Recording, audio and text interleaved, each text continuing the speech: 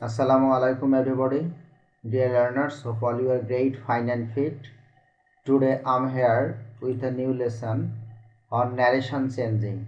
In the topic of narration changing, today I would like to discuss on how to change from direct to indirect narration on imperative sentence.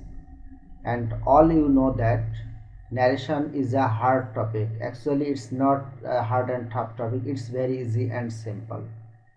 Narration আসলে খুবই সোজা। আজকে ন্যারেশনের এটি ষষ্ঠ class. তো এর আগে আরও 5টি ক্লাস নেওয়া হয়েছে। যাদের ন্যারেশন সম্পর্কে সমস্যা আছে তারা যদি আগের ক্লাসগুলো মনোযোগ সহকারে দেখো তাহলে ন্যারেশন সম্পর্কে আর কোনো সমস্যা থাকবে না। এবং এটা একটা very easy and simple topic. কাজেই যদি ক্লাসটি মনোযোগ সহকারে দেখো এবং যদি আজকের ক্লাসটি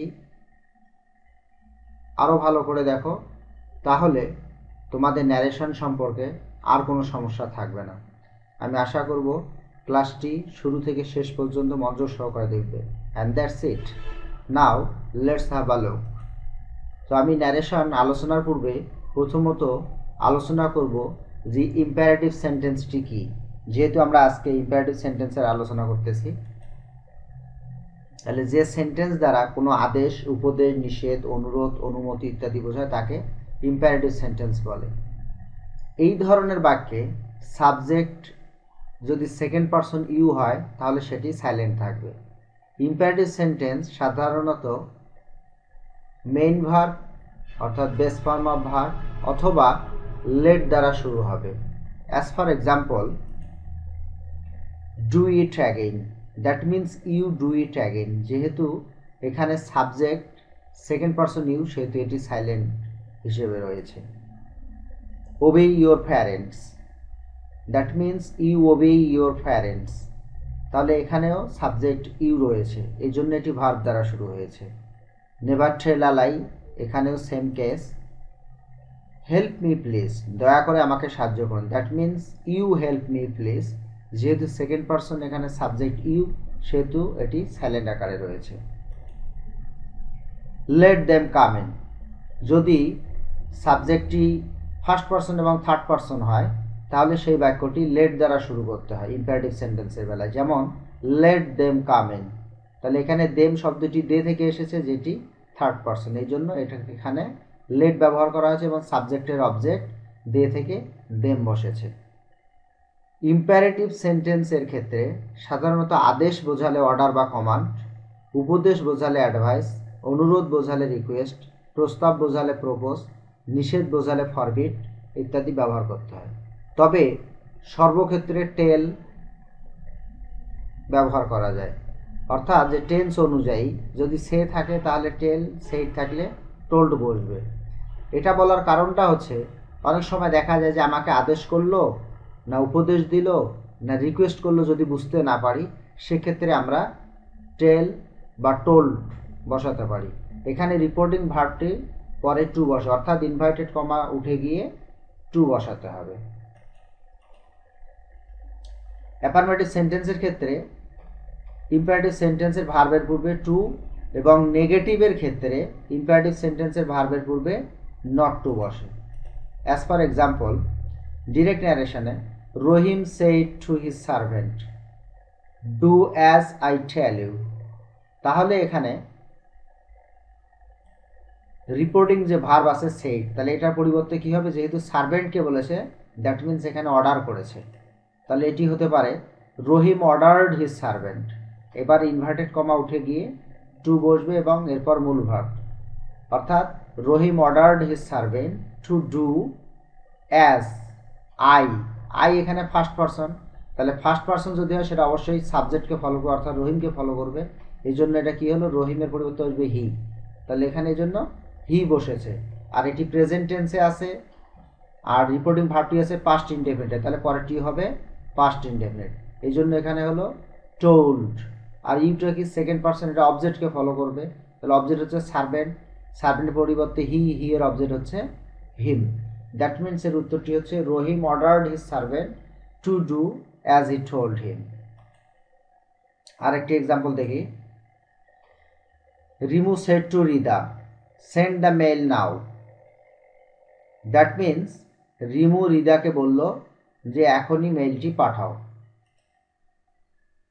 তাহলে রিমু টোল্ড রিদা, এখানে তাকে রিকোয়েস্ট করলো না অর্ডার করলো এটা কিন্তু আমরা বুঝতে পারতেছি না, এই জন্য এখানে আমরা সিম্পল ওয়েতে টোল্ড বসাতে পারি, যেহেতু এটা পাস্ট টেন্সে রয়েছে এই জন্য সেটের পরিবর্তে টোল্ড। তাহলে রিমু টোল্ড রিদা, আর নিয়ম অনুযায়ী ইনভার্টেড কমা উঠে গিয়ে টু বসবে, টু সেন্ড দ্য মেইল, আর নাও থাকলে ন্যারেশনের নিয়মে কি হয়, দেন হয়, এটা তোমরা জানো।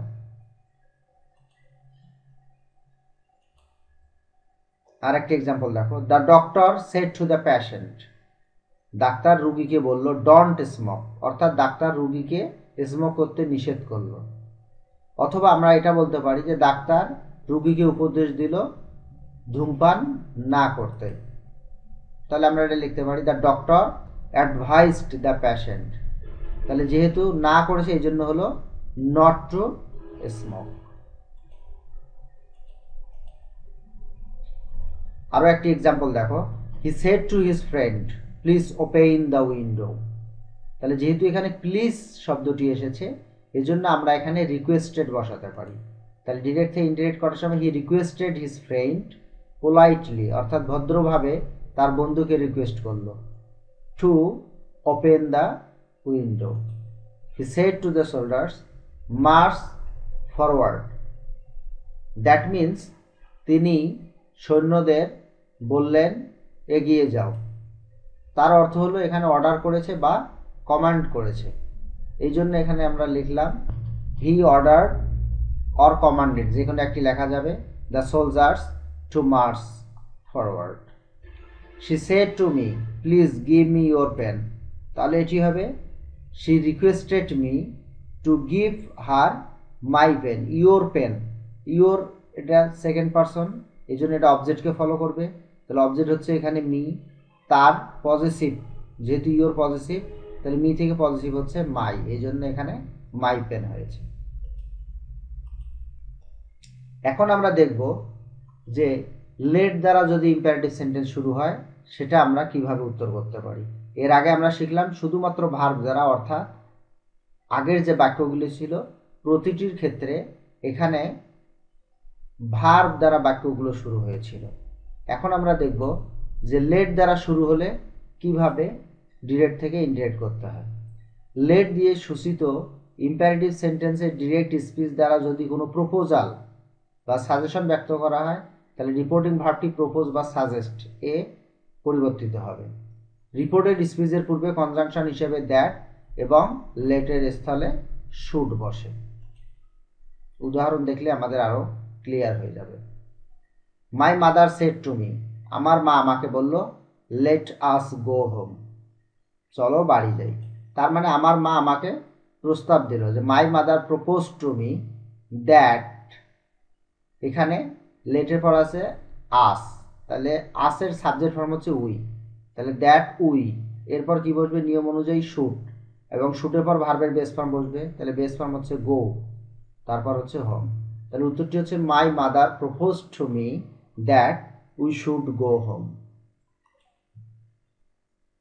হি said let's drop the matter, এখানে হি সেড এরপরে কোনো অবজেক্ট নাই, অর্থাৎ কাকে উল্লেখ করা হয়েছে সেটি কিন্তু এখানে দেওয়া নেই, এই জন্য আমরা এটা একবারই লিখতে পারি he propose to drop the matter.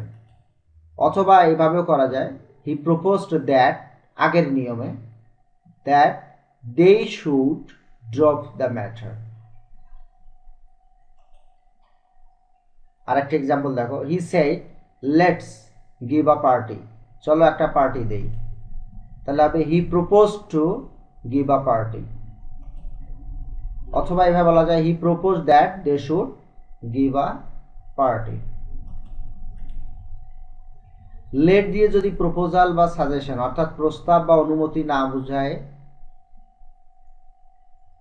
Late দিয়ে যদি প্রপোজাল বা সাজেশন অর্থে ব্যবহৃত না হয়ে অনুমতি প্রদান অর্থে ব্যবহৃত হয় সেক্ষেত্রে রিপোর্টিং ভার্ব সাধারণত পরিবর্তন হয় না, তখন লেটের পরিবর্তে মে মাইট বা মে বি অ্যালাউড টু অথবা মাইট বি অ্যালাউড টু বসাতে হয়।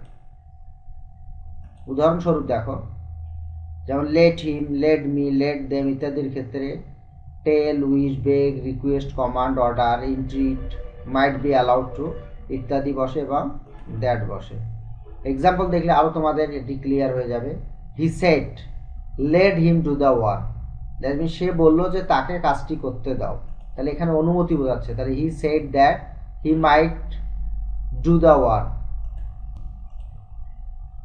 The poor man said let me have some food, তাহলে দ্য পুয়ার ম্যান সেড, এটার পরিবর্তে আমরা কি লিখতে পারি, the poor man begged that he might have some food, কারণ এটা পাস্ট টেন্স আছে এই জন্য মে না হয়ে মাইট বসেছে। He said let me go, সে বলল যে আমাকে যেতে দাও, that means he wished that he might be allowed to go, যে তাকে যেতে দেওয়া হোক, অথবা এইভাবে আমরা বলতে পারি যে he might go. I said let him do it, উত্তরটি কি হবে, I said that he might do it, অথবা হতে পারে যে আই প্রপোজড, এটাও আমরা বলতে পারি, আই টোল্ড, এটাও আমরা বলতে পারি। এভাবে ডিরেক্ট থেকে ইনডিরেক্ট ন্যারেশনে রূপান্তর করা যাবে। তো তোমাদের জন্য এখানে কিছু এক্সারসাইজ দেওয়া থাকলো, আশা করি আগের নিয়মগুলো ফলো করে তোমরা এই এক্সারসাইজগুলো করবে, এবং যদি বুঝতে কোনো সমস্যা হয় তাহলে এই ভিডিওটি শুরু থেকে শেষ পর্যন্ত আবার দেখবে। এবং ন্যারেশনের প্রতিটি ভিডিও অনেক যত্ন করে করা হয়েছে, তোমরা যদি এগুলো ভালো করে দেখো, মনোযোগ সহকারে দেখো এবং নোট ডাউন করে নাও, আশা করি ন্যারেশন সম্পর্কে তোমাদের আর কোনো সমস্যা থাকবে না। সো সকলে ভালো থাকো। Thank you very much for enjoying the class. Take care, bye by.